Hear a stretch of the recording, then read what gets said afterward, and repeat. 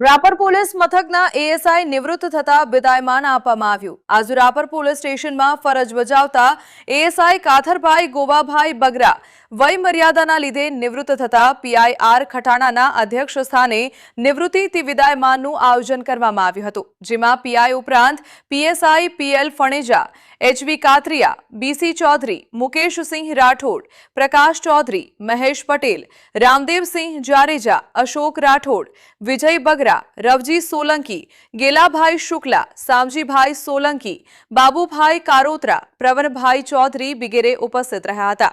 કાથરભાઈ બગરા મૂળ આધોઈના વતની છે અને 35 વર્ષની નોકરી દરમિયાન ભુજ, બાલાસર, ખડીર અને રાપર ખાતે ફરજ બજાવી છે। 1991માં પોલીસ કોન્સ્ટેબલ તરીકે ભરતી થઈ જુદા જુદા ઇનામો મેળવ્યા હતા અને આજે એએસઆઈ તરીકે નિવૃત્ત થયા હતા।